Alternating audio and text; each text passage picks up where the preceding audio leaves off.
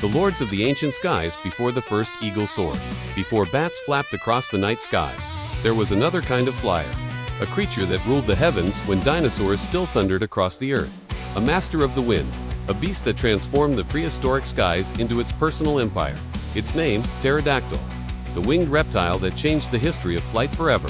Millions of years ago, during the late Jurassic period, the world was wild, humid, and full of giants. But above the chaos, where few dared to go, soared the pterosaurs, a group of flying reptiles, among which the Pterodactylus stood out like a ghost in the clouds. These weren't birds, they weren't dinosaurs either. They were something far older, far stranger, and far more mysterious. With wings made of skin stretched over elongated fingers, the pterodactyl looked like a blend between a dragon and a nightmare. Its wingspan could reach over a meter for smaller species, while its mighty relatives, like the Quetzalcoatlus, could stretch nearly 12 meters wide, larger than a small airplane.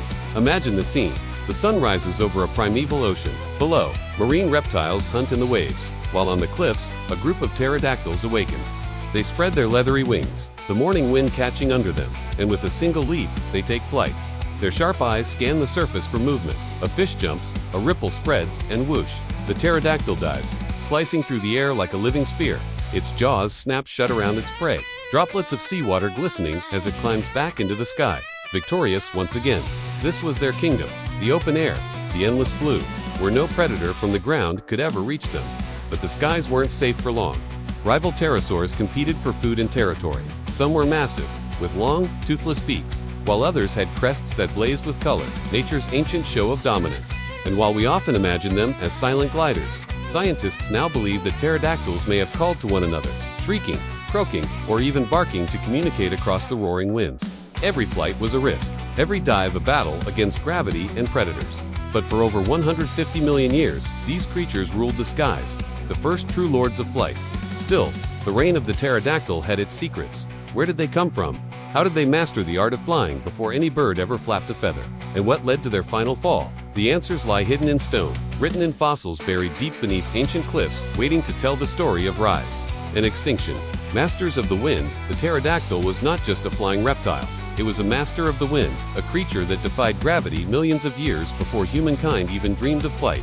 To survive in the prehistoric world, it needed more than wings. It needed instinct, strategy, and adaptation. And the pterodactyl had all three. When we picture these ancient flyers, we often imagine them as mindless beasts, soaring aimlessly through the skies. But new discoveries tell a different story, one of intelligence, coordination, and even care. Fossilized nests suggest that some species of pterosaurs may have nested together in colonies. Hundreds, maybe thousands of individuals living side by side on coastal cliffs, protecting their eggs from predators and harsh weather. Each egg, fragile and leathery, hidden under sand or vegetation, guarded by watchful eyes. And when the hatchlings emerged, they didn't crawl helplessly. They were born ready. Ready to fly, ready to hunt. Their lightweight bodies and strong wings meant that within hours of birth, young pterodactyls could already take to the air, a survival advantage in a world where danger lurked everywhere. Now picture this. A coastal wind sweeps over a Jurassic shoreline. Hundreds of pterodactyls take off at once, filling the sky with motion. A storm of wings, screeches, and shadows. Some dive toward the water, scooping up fish with their long, pointed beaks.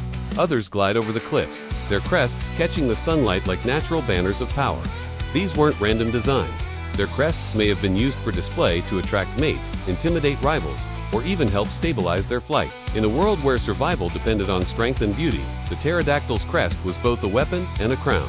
But the skies were no paradise. Storms would rise without warning, slamming against cliffs with waves that could crush anything in their path. And when the air turned cold and prey became scarce, pterodactyls had to travel miles in search of new feeding grounds. Some may have migrated in great flocks, chasing warm currents and open seas, following the rhythm of the Earth's breath itself. And while they reigned above, below them roamed the true titans of the land, the dinosaurs.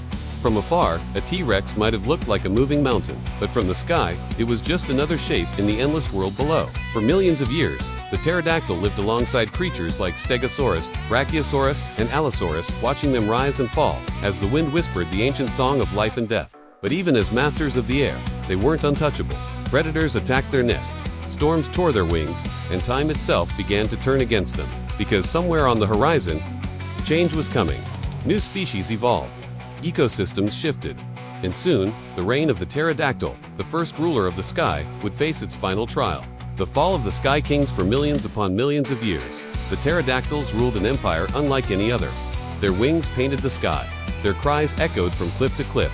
They were the first masters of air, the original conquerors of the wind. But in nature, even kings must bow to time. And as the ages passed, the world itself began to shift beneath their wings. It started subtly, a change in the air, a flicker in the balance. The Jurassic world was ending, and the Cretaceous was rising, bringing new beasts, new challenges, and new rivals. The seas began to retreat. Forests spread across the land, and strange, feathered creatures appeared among the dinosaurs.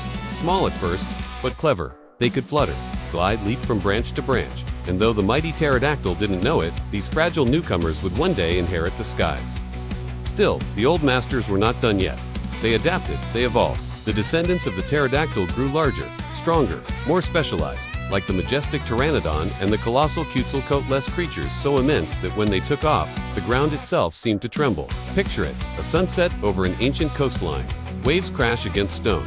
And above, a giant Quetzalcoatlus spreads its wings, 12 meters wide, and rises into the burning sky. Its shadow swallows the beach below. Its scream echoes across the wind, a sound that could be heard for miles. These were not mindless monsters. They were the lords of evolution, the ultimate flyers of prehistory. But even perfection cannot outfly fate. Then came the day the sky burned. A bright streak of fire cut across the heavens. In seconds, daylight turned to doom.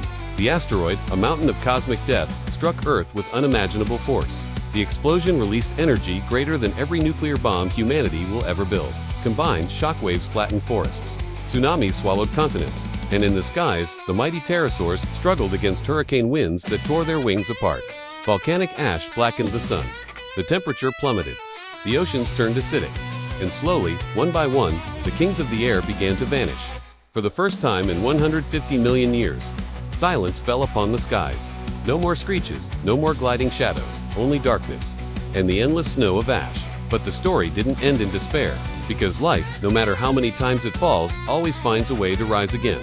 Among the survivors of this mass extinction were small, feathered descendants of dinosaurs, creatures that had once lived in the shadow of giants. And as the world healed, they spread, they evolved. They took back the skies their ancient cousins had once ruled, and from them came the first birds. Yes, the sparrow on your window, the hawk soaring over mountains, the eagle gliding above the clouds. All are living echoes of those ancient pterosaurs. Every flap, every glide, every dive is a whisper from a world long vanished. The pterodactyls may have fallen, but their spirit was too wild to die. It lived on, reshaped, reborn in feathers, in wings, in freedom itself. So when you look up and see a bird carving its path through the sky, remember, you're watching the oldest story in the world still being told. A story of power, of survival, of flight. The pterodactyls may no longer rule the heavens, but their legacy is eternal, written not in words or bones, but in the sky itself. Because once, long ago, the world belonged to them, and in a way, it always will.